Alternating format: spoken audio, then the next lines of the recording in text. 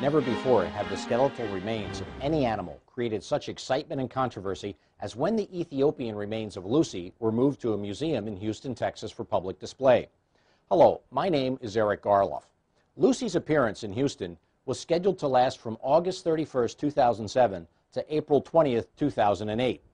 Although Lucy's skeleton is missing approximately 60% of its bones, the 40% which remains is expected to draw large numbers of viewers.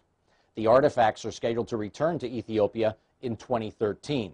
Her 6-year tour outside of Ethiopia is not only calculated to raise money, but it's also calculated to tell her story. But is the story being told by the exhibition the true story? And by what means or measuring stick do you use to determine if the story is true or false? Do you blindly believe the evolutionary story simply because it's printed in school textbooks? Do you merely accept it as a fact because that's what you've been taught? Or do you hold to the position that since it's done in the name of science, that it must be true? Do you think the proponents of evolution have ever tried to make the evidence lean in favor of evolution by other than honest means? What you're about to see are the chapters of Lucy's story that won't be on exhibit. And once you do, you'll have the real answers to many of these questions. You'll also have the knowledge and understanding to use your God-given wisdom in knowing who Lucy really is. But first, let's take a moment to discuss what knowledge, wisdom, and understanding are, how they differ from each other, and how they can be applied to the information which the evolutionary theory is built upon. First, let's define the term knowledge. Knowledge could be defined as the mere accumulation of unrelated and unorganized facts, without the ability to apply these facts to practical life.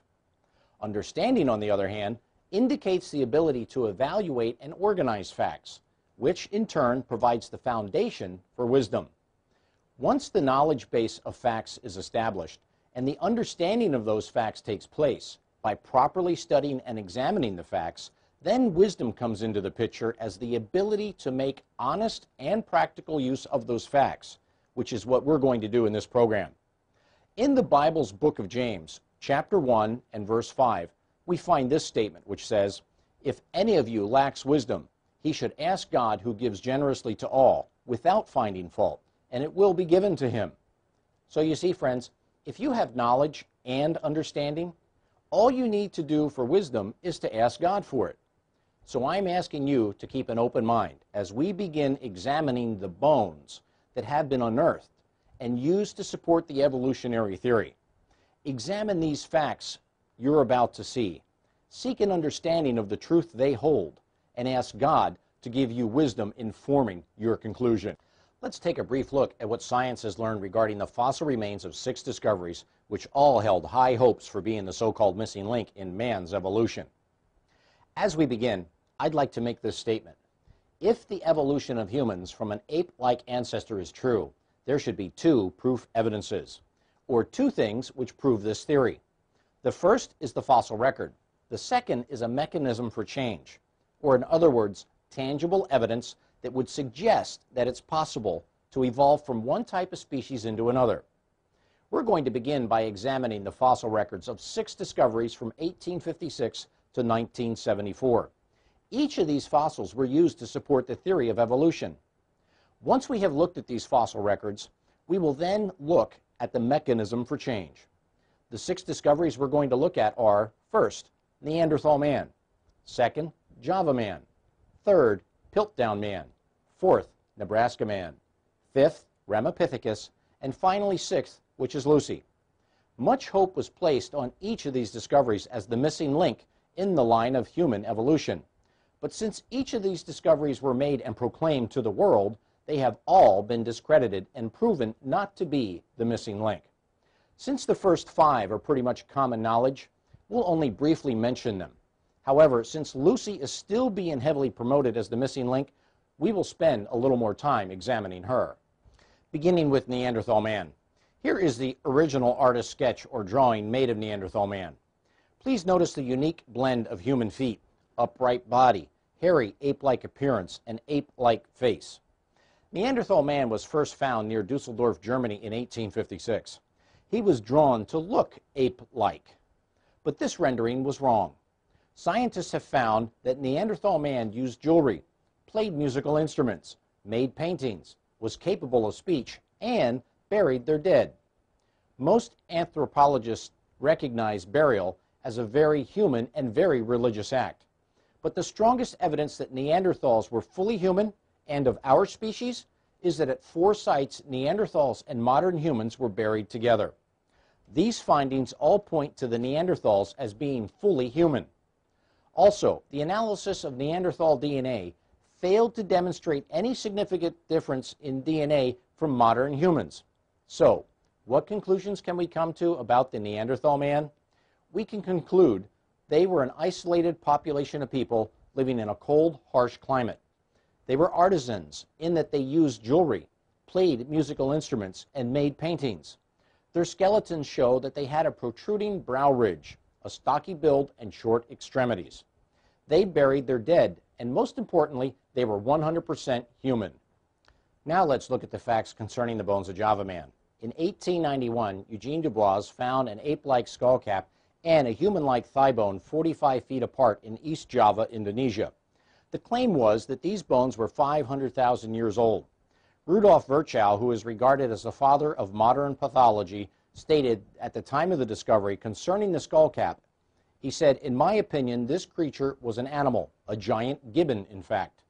Then he says, the thigh bone has not the slightest connection with the skull. Human fossils were also found in Java, dating about the same age as the Java man bones.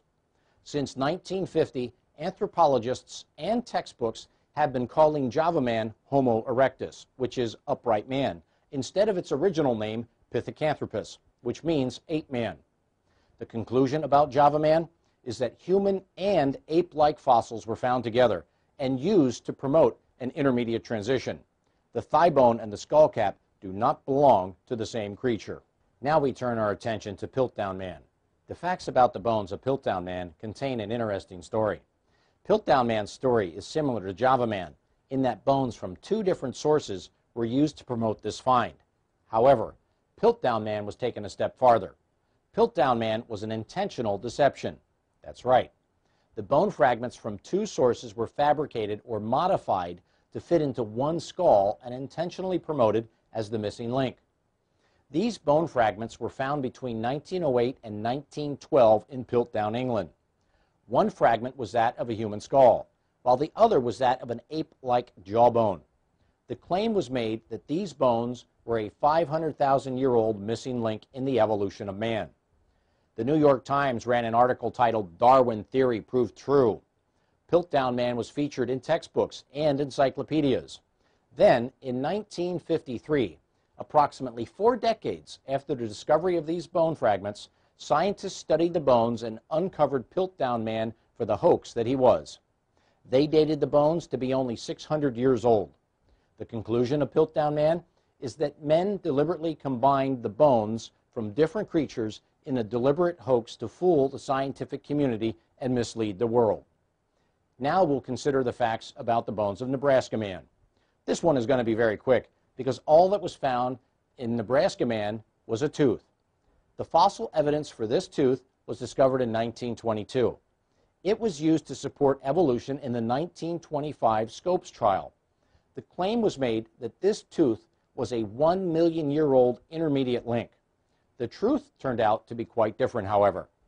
The tooth was not the tooth of a man or of an ape, but rather the tooth belonged to a pig. That's right, it belonged to a pig. But until it was uncovered, it was used to support evolution. Are you beginning to see a pattern here? Are you beginning to see what's happening? Fossils are discovered, then great claims are made to support evolution. Papers are written, pictures are taken, artists' sketches are drawn, books are published, and everyone is told that evolution is true. Then, after a passage of time, when the evidence is fully examined, it's discovered that the great claims had no merit whatsoever. Yet evolutionists still cling to their theory, which today they say is a fact. But they still have no legitimate evidence to prove or support their claims. Anyway, let's move on to our next set of facts about the bones of Ramapithecus. The lower jaw of what we know today as Ramapithecus was found in 1930. Yet from this jaw, artistic license was exercised, and you can see here what they drew from only a jaw. You will notice that this ape-like creature is drawn as a biped, or an upright walker, slightly hunched over, as if he was half man and half ape. Time magazine reported in its November 7, 1977 issue the following: Ramapithecus is ideally structured to be an ancestor of hominids. If he isn't, we don't have anything else that is. Hominid means belonging to the family of humans. In other words, in 1977, Time magazine was saying that if Ramapithecus is not part of the human family, there is nothing else which has been discovered to fill the role of being the missing link. Ramapithecus was claimed to be a 14-million-year-old intermediate link between ape-like creatures and humans. The truth, however, is that a baboon living in Ethiopia was discovered to have the same dental structure and similar morphological features as found on Ramapithecus's jaw, which, you'll remember, is the only thing that they found. The end result was that Ramapithecus was dropped from the human line. The Columbia Encyclopedia, 6th edition, 2001 states, a complete jaw discovered in 1976 was clearly non-hominid, and Ramapithecus is now regarded to be an ancestor of the orangutan. The conclusion about Ramapithecus is that artistic license was used in drawing Ramapithecus to look like an upright walker, to look as if he was evolving. But Ramapithecus is the ancestor of the orangutan, not a member of the human family. Perhaps our most interesting study on the facts about the bones will be with Lucy. Lucy is an Australopithecine. In Latin, Australis means of the south. The Greek word pithecus means ape. The claim is made that the Australopithecines are a group of extinct hominids closely related to humans. Most of them are around 4 to 4.5 feet tall. Lucy was discovered in 1974, and approximately 60% of her bones were missing. They claim that she's 3.5 million years old and walked upright. You can see here what they found and what they drew. In this artist's imaginative conception, what do you notice about the Australopithecine which he drew? Do you see the contemplative expression, his human-like hands, the suggestion of his usage of tools, and upright stance? In National Geographic's March 1996 issue, page 109, artist John Gertsch stated, "I wanted to get a human soul into this ape-like face, to indicate something about where he was headed." In other words, artistic license was once again used to make the Australopithecines appear to be evolving. In reality, Lucy had no similarity in appearance to humans. She had long arms identical to chimpanzees. The jaw and upper leg bone are similar to a chimpanzee. Her brain was 65% smaller than the human brain. The Australopithecines had large back muscles for tree dwelling, hands similar to a pygmy chimp, and their feet were long and curved for hanging onto tree limbs. Scientists studied and examined 3 areas to determine if Lucy walked upright. They were, 1, the rib cage, 2nd was the pelvis, and 3rd were the leg and foot bones. Apes' ribs are conical shaped, while human ribs are barrel shaped. PhDs Brad Harb and Bert Thompson stated, in Lucy's case, her ribs are conical, like those found in apes. Moving on to the pelvis, you can see here that there is a huge difference between the chimp and human pelvises. The shape of the pelvis can be used to determine if a creature is capable of bipedal motion, or walking upright. In the American Journal of Physical Anthropology, J. Stern and R. Sussman stated, the fact that the anterior portion of the iliac blade faces laterally in humans, but not in chimpanzees, is obvious. The marked resemblance of Lucy to the chimpanzee is equally obvious. It suggests to us that the mechanism of lateral pelvic balance during bipedalism was closer to that in apes than in humans. In other words, Lucy's pelvis is wrong for bipedal motion or for walking upright.